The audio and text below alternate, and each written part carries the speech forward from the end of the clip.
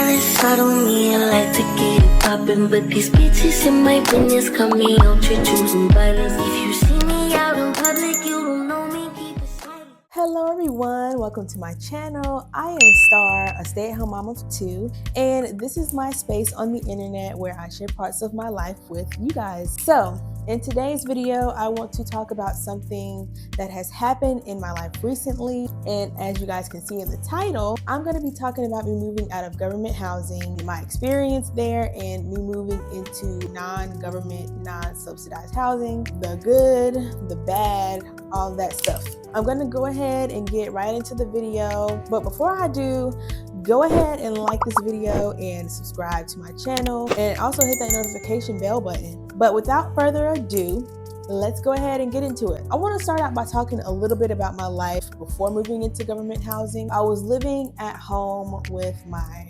grandmother, my great-grandmother, my uncle, and then it was me and my two kids. We were all living in this one house. It was really no rush for me to move out. Like, they weren't forcing me to move. I didn't have any rent to pay. I did have to pay one bill. It was just like the Wi-Fi bill, but that was it. It was really no rush for me to leave out, but I wanted to move out because I felt like we didn't have privacy in the home. Like, it was me and my kids all in one room, and I wanted my kids to have their own room while I had my own room. So I decided to apply for government housing, and I qualified, and I moved into government housing in the year 2020. Yeah, around the time COVID had started is when I moved. I was so grateful to finally have my own home, my own space. It was a big milestone for me. Like, I'm finally doing some adult things. I got my own, I can say my house, my apartment, right?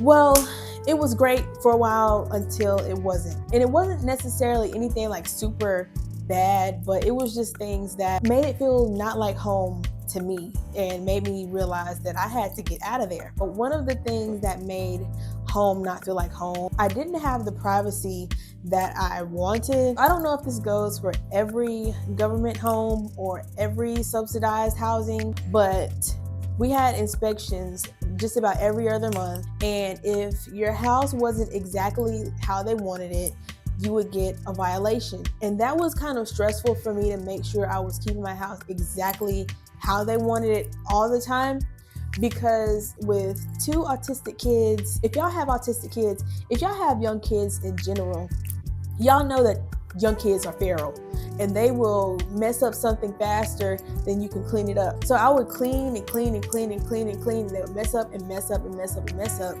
to the point where I was just like burnt out. Like, I couldn't do it all the time. And when things weren't how they wanted it, I would get a violation for it. I also didn't like how they could just go through your stuff, and like whatever you had going on, they could see it. They had to go through your closets. They had to go through your refrigerator, your cabinets, bathroom, anything that you have inside of there, they can snoop around and see it.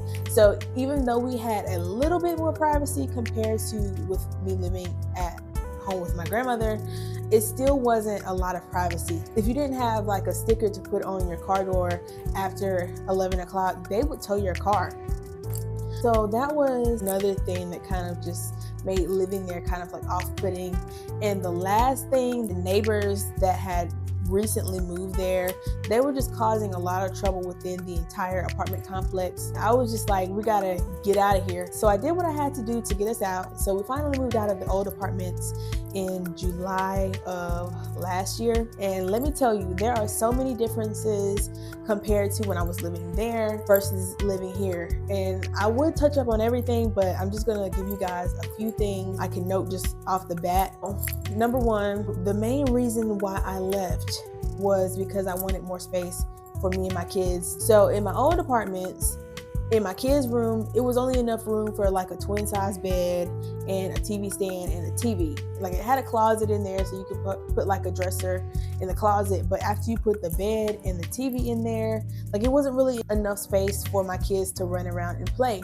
So they would end up leaving toys like in the hallway. They would have to play in the hallway. They would have to play like in the living room, which was also small.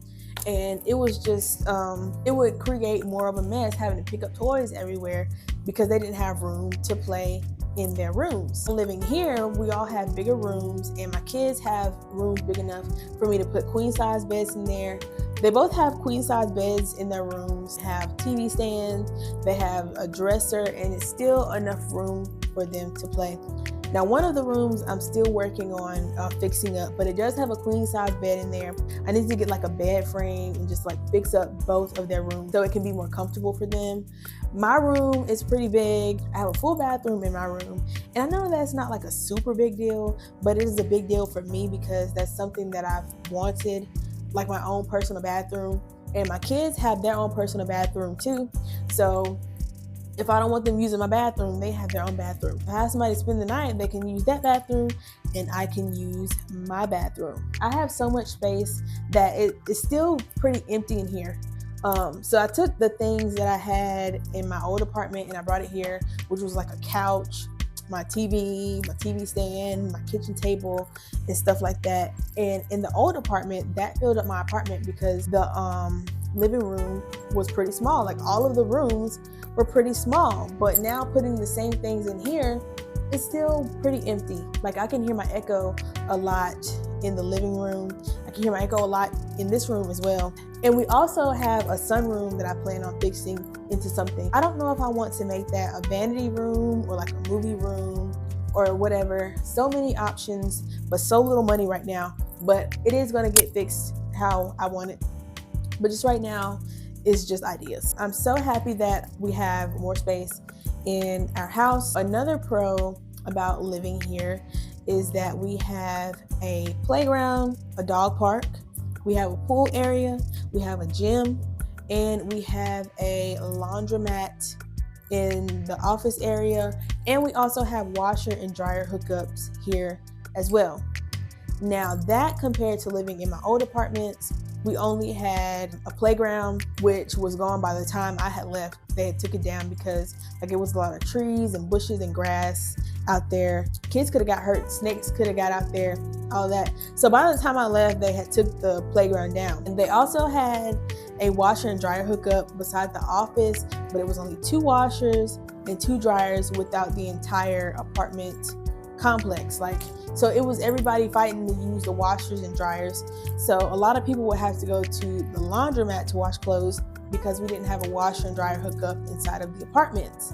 And that didn't work out for me because at the time I didn't have a car. I do have a car now, but at the time I didn't have a car, and it just made it a lot more stressful trying to figure out how to wash clothes. It was a race trying to wash clothes because everybody's just using those 2 washers and dryers. But yes, now I have multiple options to wash and dry my clothes. And if you don't have a washer and dryer of your own, you can rent a washer and dryer through them, and they will give you a washer and dryer for like $60 extra a month. Those are some really good things about living here. Another great thing about moving here is that I have so much more privacy here now than I did living in the old apartments. They don't do monthly inspections or every other month inspections. Your business is your business. You call them when you need maintenance to come out to fix something, and they do what they gotta do, and then they're gone. Like they don't care. And you can have pets here. As I mentioned, we have a dog park. You can have pets here compared to living in my old apartments. You couldn't have any kind of animals, regardless of what kind of animal it was. If it was a support animal or what, they didn't care. You couldn't have that. You couldn't have company without them knowing. You couldn't do anything without them knowing, and everything had to be up to par with how they wanted it. But here, they don't care. All they care about is you paying your rent, and you ask them for what you need, and they give it to you, and then they're gone. The final good thing I want to speak on today about moving here is the fact that this is a new beginning for me and my family. This is only the beginning. We have so many memories to make here, and I plan around the world. I'm sorry, y'all can hear my son in the background. I don't know what he's talking about. I think he on his tablet. But yes, this is a new beginning for me and my family. It's only the beginning for me and my family. And we're going to make so many new memories in our new home. And I plan on showing you guys everything that we end up doing. I want to start making vlogs, more vlogs, but I haven't really been doing anything. So I just haven't been recording, but I am going to be recording soon. Those are some of the good differences that I could just say as of right now. Adrian, stop. Go in your room. Okay, so a few cons, really only two, and they're not really like super bad, but if we're bringing up cons, I do have to bring these two things up. Number one, which I'm pretty sure you guys already know, the biggest difference compared to living in government housing is the rent difference. I'm paying so much more rent here than I was in the government housing, and it can be a bit much, but if I had the government housing rent, look, I would have it made. You would have to kick me out of here to get me out of here. But yeah, that's the biggest con. And then maybe like the second con for me would be that I live on the first floor. And if you live on the first floor, then you already know what kind of challenges you may deal with. The worst thing is that I can hear my neighbors walking on the ceiling sometimes, like walking sometimes. And I know that they're not walking loud purposely. Some people are just heavy-footed, but this is apartment living. This is what apartment living is like, and I can deal with it, especially with my kids being loud too. And those are the only two like cons I have living here. Maybe my electric bill is a little bit higher. We have like bigger space, so it needs to get like more heat as of right now since it's kind of cold outside. But yeah, those are the only few cons I have as of right now. But in all, do I regret moving? Absolutely not. But I do feel like government housing could possibly do a lot better when it comes to living conditions and living situations. Not necessarily, I'm not saying it that it's like bad or like dirty, but I feel like just because you live in government housing doesn't mean that you shouldn't have enough space or your own privacy or be able to invite people over. I get that government housing is meant to be a stepping stone, but for some people, this is the best they'll be able to do. And it doesn't have anything to do with them being lazy, but everything to do with everyone's own personal circumstances. Some people are too old to work and make more money to like live in nicer houses or non-government housing. Some people have disabilities. Some people who are like me are parents who are just trying to find a way to make it. That doesn't mean that they don't deserve to live a good or comfortable lifestyle that feels like home. And in the government housing that I was living in, I felt like they didn't provide it in the way that I would have wanted. But once again, it was only a stepping stone for me. It was only a stepping stone for me, and I pray that I don't ever have to go back. It is a great option for people who need it. But that is all I want to talk about today. Before I get off of here though, let me show you guys these nails that I got off of Shein. These are personal nails and they are so cute. If y'all did not know, I am a long nail girly.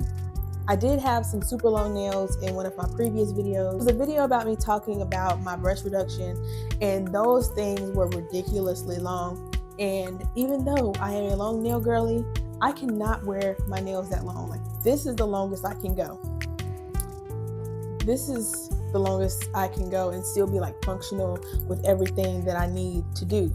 I did buy another pair that was the same length as the super long pair, and I didn't know it was that long, but I think I might end up wearing them anyway eventually because they're still cute. But yes, these are from Shein. I got these nails from Shein. I got this ring from Shein. I got these two bracelets from Shein. I got this bracelet from Shein as well, and this bracelet is from my aunt. I might do a haul the next time I get some more jewelry and show you guys the jewelry that I buy.